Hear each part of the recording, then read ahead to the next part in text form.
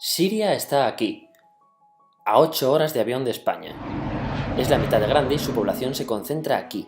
¿Por qué? Porque toda esta zona es un enorme desierto, pero un desierto muy importante. Tiene 1/3 de las reservas de petróleo del mundo y también de gas natural, según algunos el nuevo petróleo. Para sacarlo de aquí y llevarlo a Europa, hay que rodear toda esta península y salir por el canal de Suez.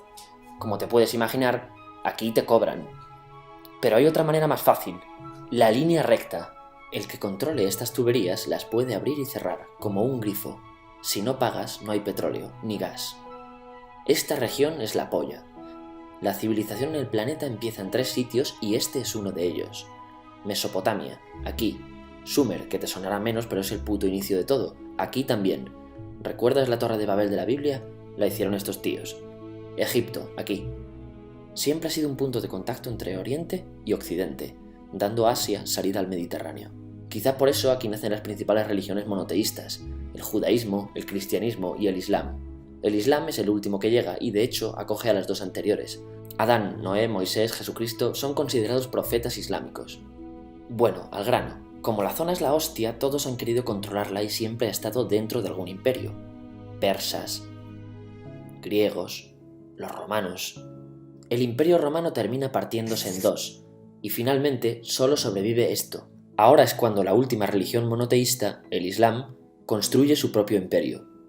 ¿Te acuerdas de las cruzadas? Bueno, pues son los europeos cristianos intentando recuperar esta zona de la que estamos hablando. Los últimos en llegar son los turcos, que ojo, no vienen de Turquía, sino de a tomar por culo en Asia, junto con Gengis Khan. Lo conquistan todo y fundan el Imperio Otomano. El Imperio Otomano se queda ahí hasta la Primera Guerra Mundial, 600 años. Cuando acaba la Primera Guerra Mundial, aparecen pequeños países donde antes estaba el Imperio Otomano, y por primera vez vemos a Siria en un mapa. Hasta ahora la habíamos dibujado para no perdernos. ¿Y quién se inventa esos países? Lo que te voy a contar es alto secreto. Bueno, lo era en 1916.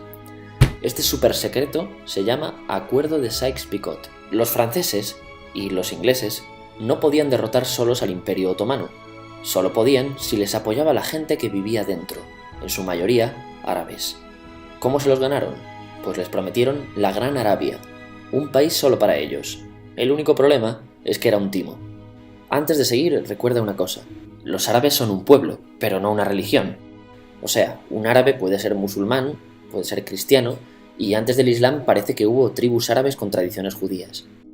Bueno, pues a los árabes no les dieron ese único país que les habían prometido. En su lugar, franceses y británicos crearon muchos países pequeños. Estos países, obviamente, no eran países de verdad, sino zonas bajo su control con gobernantes puestos por ellos. Durante este tiempo hacen lo que quieren con la zona. Recuerda que hay petróleo. Siria, aunque no tiene grandes reservas, tiene fácil salida al mar, y Francia, que es la que se ha quedado con Siria, se lo da a compañías extranjeras. Después de la Segunda Guerra Mundial, los europeos se van. En el caso de Siria, son echados a patadas. Pero antes de irse, crean otro estado, Israel. No es el momento de hablar de ello, pero es un estado muy polémico que sus vecinos no reconocen. La prueba es que nada más irse los británicos, todos estos estados lo atacan. La zona, a partir de ahora, va a ser una puta bomba de relojería.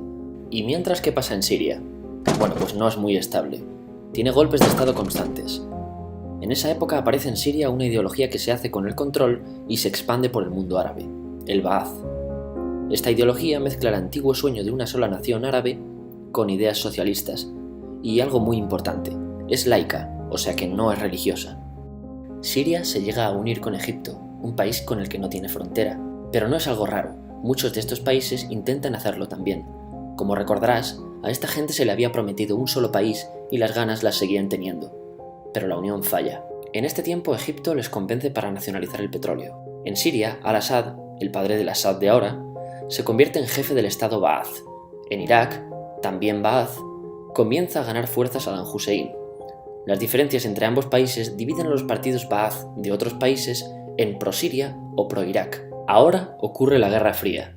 El mundo se divide en 2, o eres de Estados Unidos o de la Unión Soviética. Son años muy movidos en los que se pegan constantemente con Israel, invaden su vecino Líbano y comienza una oposición islamista al régimen Ba'ath de Assad, los hermanos musulmanes. Vale, volvamos atrás un momento. Recuerdas que la mayoría de árabes eran musulmanes, ¿verdad? Pues dentro de los musulmanes hay 2 ramas fundamentales, los suníes, la mayoría, y los chiíes.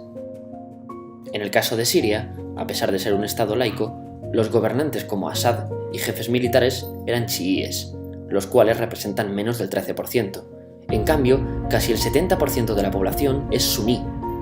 Un dato curioso es que los cristianos son casi el 10%. Que los chiíes controlen el gobierno y el ejército mosquea a la población suní, y este sentimiento es aprovechado por los hermanos musulmanes, islamistas radicales suníes.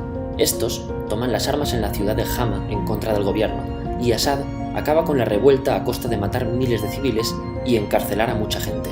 En el año 2000, Assad padre muere y le sucede Assad hijo. Ante las presiones libera a muchos presos, trae internet y esperanzas de cambio. Hay un periodo de gran debate político y aparece la oposición. También vuelven los hermanos musulmanes. Los siguientes años son difíciles. Arrestan a la oposición. Y Bush incluye Siria en el eje del mal, y esto la aísla. Está mal visto negociar con Siria. Los kurdos, un pueblo que vive distribuido por varios países de la zona, empiezan a protestar también. Hay represión y muertos. En 2011, te sonará esto, ocurre la Primavera Árabe. ¿Qué es esto? Bueno, es una protesta que se va propagando por todos los países árabes pidiendo más democracia.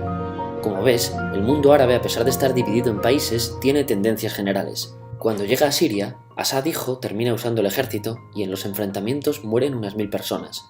Los enfrentamientos irán escalando hasta que se conviertan en guerra civil. No hay un momento exacto de inicio. Lo importante es que hoy en día hay numerosas facciones en juego. Vamos a verlas. Pero primero piensa en que todo está dividido entre chiíes, la minoría, y suníes, la mayoría. Chiíes y además laicos, o sea no religiosos, son el gobierno de Al-Assad. Controla todo esto, que si recuerdas son básicamente las zonas chiíes del país. El gobierno de Assad está enfrentado al resto. También mayoritariamente laico, pero suní, es el Ejército Libre de Siria o FSA en inglés. Junto con el Frente Islámico, que es religioso, y otros 70 y pico grupos más, forman una coalición que la prensa llama simplemente la oposición. También suníes e islamistas, pero radicales, son Al-Nusra, llamados Al-Qaeda en Siria, porque son básicamente eso, Al-Qaeda en Siria. Otros islamistas radicales son el ISIS o Estado Islámico. Salen de Al-Qaeda en Irak, controlan la mayor parte de Siria e Irak y se han hecho famosos por sus atrocidades. Su objetivo teórico impacta a muchos. Es un Estado Islámico a lo largo de Asia, África y Levante, aunque a ti ya te suena, ¿verdad? En naranja tenemos al pueblo kurdo, que recordarás porque el presidente Al-Assad lo reprimió, al igual que gobiernos de países próximos también hacen. Ahora controlan militarmente esta zona. Antes de terminar, repasemos los apoyos internacionales a fecha de octubre de 2015. Las fuerzas de Al-Assad son apoyadas por Rusia, que ya tenía base militar en el país antes del conflicto, por Irán y por China. Todos son países de lo que Europa llama Oriente. En contra de Assad, apoyando a la llamada oposición, luchan Estados Unidos, Turquía, Francia, Gran Bretaña y Arabia Saudí. Podemos terminar con algunas conclusiones. Te advierto que esto ya es pura opinión. Si recapitulamos, vemos que la región es estratégica. Por su situación privilegiada, todos la quieren. Siria siempre ha estado bajo el paraguas de grandes imperios.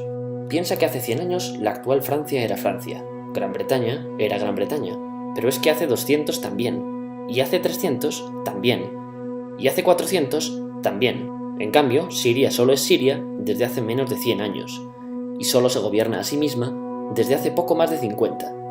Además, jamás decidieron sus fronteras, se las impusieron. Europa divide Oriente Medio a su antojo para controlarlo, diseñando países sin tener en cuenta su población. Muchos historiadores dicen que todo pueblo tiene la necesidad de manejar su propio destino, pero estos ingredientes que hemos visto juegan en contra de proyectos como la Siria Ba'ath, que encima usa la represión para mantenerse. En última instancia, producen una guerra civil. En este contexto no es extraño que aparezcan actores que se alimenten de la desesperación, el sentimiento suní de opresión y la visión de Occidente como invasor. ISIS usa la identidad árabe y la mitología de antiguos imperios. Cuando quieras entender el presente, pregúntate: ¿y el pasado?